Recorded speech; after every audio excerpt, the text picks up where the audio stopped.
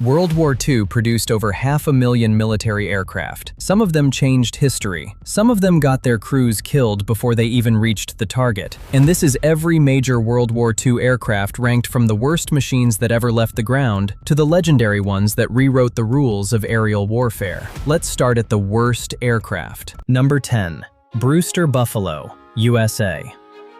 Picture yourself strapped into a cockpit that feels, from the very first moment, like a coffin with wings. The Brewster Buffalo was supposed to be America's frontline carrier fighter. It looked the part, stubby, powerful, aggressive. On paper, it was a serious machine. In reality, it was a death sentence. The problem wasn't one thing, it was everything. The aircraft was overweight, underpowered, and mechanically unreliable in tropical heat. When the Pacific War broke out, American and British pilots found themselves flying Buffaloes against Japanese Zeros, and the results were catastrophic. In Malaya and at the Battle of Midway, Buffalo pilots were simply massacred. The Zero was faster, more maneuverable, and more lethal in every respect. Against it, the Buffalo had almost nothing. British pilots described flying it into combat as suicide. RAF pilot reports from Malaya used language so bleak they were almost embarrassing, men writing home saying they had no chance. And they were right, they didn't. Here's the tragic irony though. Finnish pilots, flying in freezing European skies against Soviet aircraft that weren't the Zero, actually managed to achieve respectable kill ratios in the Buffalo. Context matters in aviation, but in the Pacific, in the war that mattered most for this machine, the Brewster Buffalo was a killing ground that moved through the air. It was withdrawn from frontline service by 1942. In the Pacific, not fast enough. Number 9. Fairey Battle, Britain. Some aircraft feel doomed from the moment they taxi onto the runway. The Fairey Battle was one of those. Designed in the mid-1930s as a light bomber, the Battle looked modern by the standards of its day. Single engine, low wing, enclosed cockpit, it felt like progress. But aviation moved fast in the late 1930s, and the Battle didn't move with it. By September 1939, when the war started, it was already obsolete. By May 1940, when the Germans smashed through France and the Low Countries, the RAF was still sending Fairey battles on daylight bombing raids into enemy territory. The results were horrifying. On the 12th of May 1940, British crews flew battles against the bridges at Maastricht, heavily defended, surrounded by anti-aircraft guns and Luftwaffe fighters. Of the aircraft that took off that morning, almost none returned. The crews that flew those missions knew the odds. Some of them flew anyway. 2 Victoria Crosses were awarded that day, both posthumously. The Fairey Battle cruised at around 200 miles per hour, with almost no defensive armament and a bomb load too small to be decisive.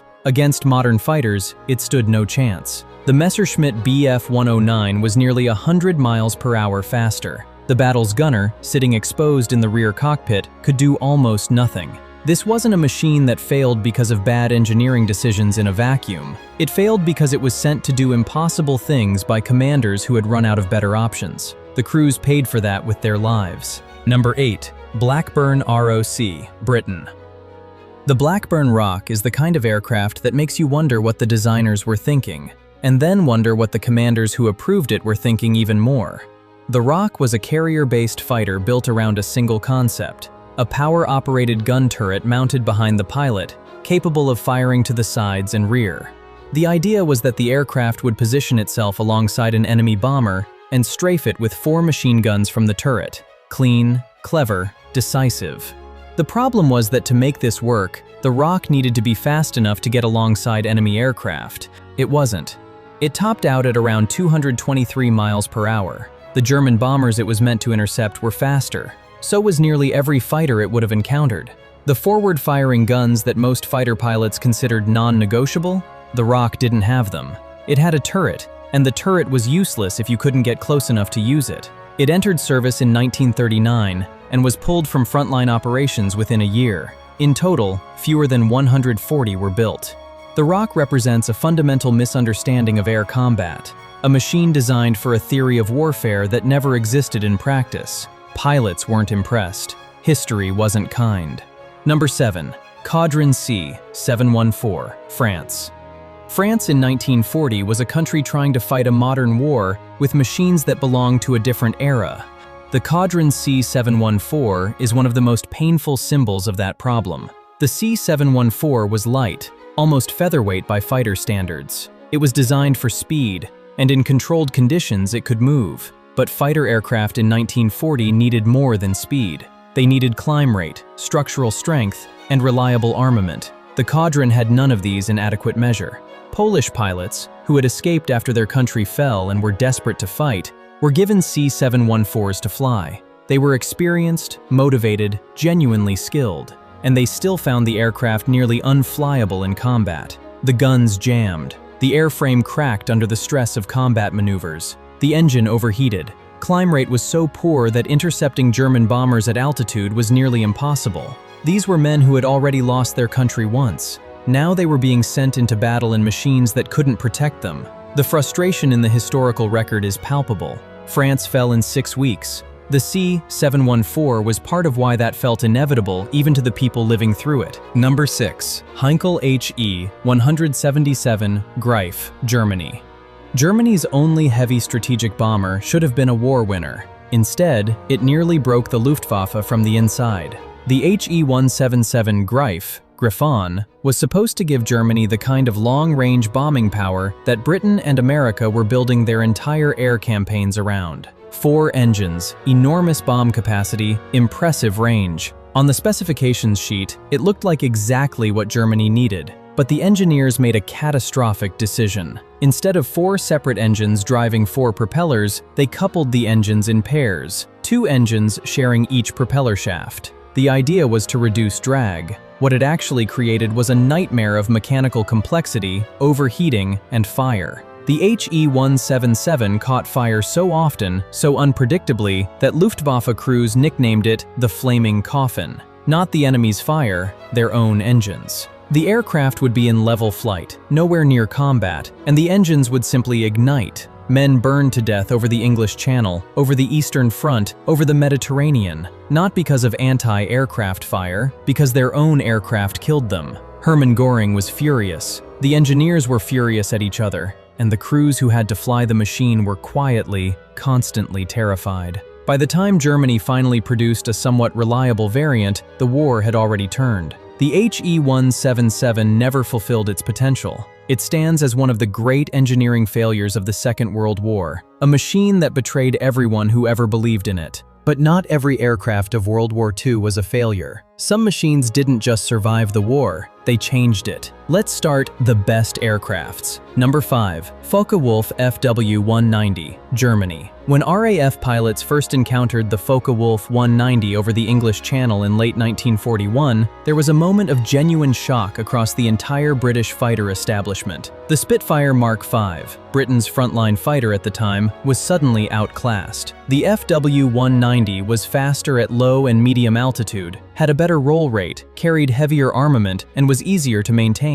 British pilots came home from early engagements, and the reports were alarming. Something had changed in the sky over France. Kurt Tank, the designer behind the 190, had built something fundamentally different from what Germany had been flying. The Messerschmitt 109 was a razor, narrow, demanding, unforgiving on takeoff and landing. The Fw-190 was a workhorse that could also kill you. Rugged, versatile, capable of being adapted into a fighter bomber, a ground attack platform, and an interceptor without losing its essential lethality. The radial engine was the heart of it, powerful, reliable, and far less vulnerable to a single bullet through a liquid cooling system than the inline engines of its contemporaries. Allied bomber crews came to dread the Fw-190. German pilots loved it. In the hands of aces like Otto Kittel and Walter Novotny, it became something close to a perfect killing machine at the altitudes where most of the war over Western Europe was being decided. The 190 forced Britain to rush the Spitfire Mark IX into service 6 months ahead of schedule. That is what a truly dangerous aircraft does. It changes the enemy's plans. Number 4. North American P-51 Mustang, USA. There is a moment in the air war over Europe that changes everything. Late 1943, early 1944. A new fighter begins appearing over Berlin. For years, American bombers had been flying deep into Germany and getting destroyed.